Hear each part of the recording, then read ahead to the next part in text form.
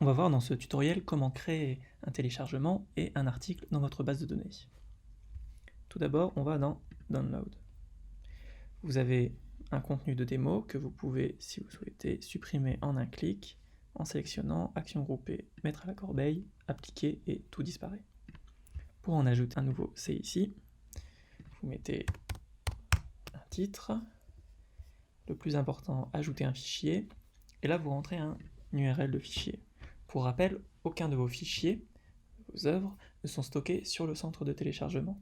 Ceci dans le but de vous assurer, sans ambiguïté, une totale indépendance et une totale autonomie sur vos fichiers, sur vos œuvres. Donc elles ne passent jamais par les serveurs du Download Center. Pour cela, il vous suffit de rentrer l'URL d'où est stocké votre fichier.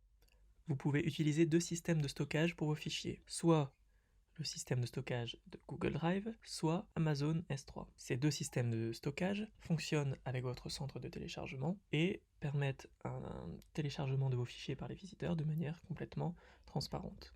Le premier Google Drive est plus simple, il est avec chaque compte Gmail inclus, c'est simple d'utilisation, il n'y a aucun paramètre, gratuit jusqu'à 15 Go. Amazon S3, niveau tarif est aussi très économique, mais il y a un peu plus de paramètres, mais il y a aussi plus de puissance. Aucune limite de format de fichier et aucune limite de nombre de téléchargements. Google Drive, la politique de Google n'est pas officielle là-dessus, mais il se pourrait par exemple que si vous aviez un fichier de 5 Go qui serait tout d'un coup téléchargé 50 fois, il se pourrait que Google le voit comme une tentative de piratage et bloque pendant 24 heures l'accès au fichier. Ce genre de limitation n'existe pas avec Amazon S3, donc ce qui fait de lui un système un peu plus puissant. Dernière chose, Google Drive scanne automatiquement pour savoir s'il y a un virus dans les fichiers, et si le fichier fait plus de 100 MO, il va alerter le visiteur qui va essayer de télécharger votre fichier en lui disant le fichier fait plus de 100 MO, Google Drive ne peut pas scanner le fichier, est-ce que vous voulez quand même télécharger? Donc ce message est un peu problématique. Encore une fois, cette limite de 100 MO n'existe pas avec Amazon, ce qui n'est pas une limite en soi, c'est juste un message d'information qui n'est pas très élégant. Donc maintenant, on va voir comment fonctionne Google Drive. Toute personne qui a un compte Gmail, par exemple, ou Google en général, a un Drive.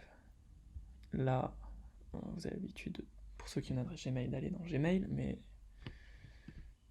il y a aussi un Drive qui fonctionne avec. Donc vous avez 15 Go gratuit, et ensuite c'est peu cher pour augmenter. C'est assez imbattable comme espace de stockage, tout en étant sécurisé et puissant. Donc vous avez des fichiers, vous double-cliquez dessus, et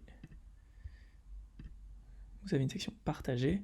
Alors par défaut, peut-être que c'est désactivé, et dès que vous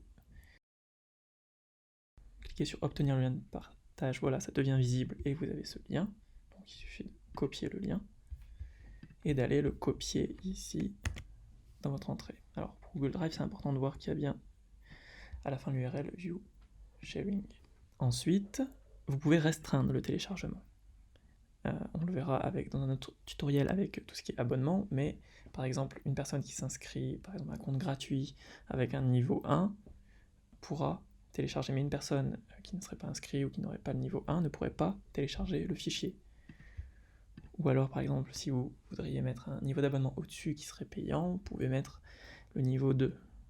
Donc uniquement ces personnes pourraient télécharger le fichier. Bien sûr, ceux du niveau 2 peuvent aussi télécharger les fichiers du niveau 1. Ensuite, eh bien, il n'y a qu'à publier.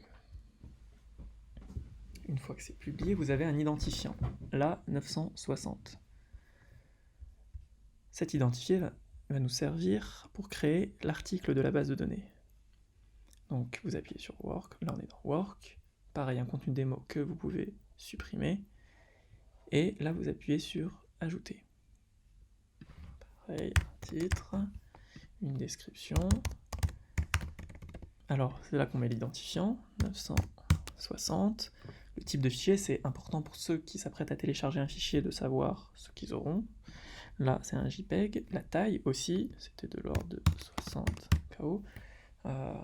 C'est intéressant de savoir si on s'apprête à télécharger un fichier de 1 giga, le savoir à l'avance.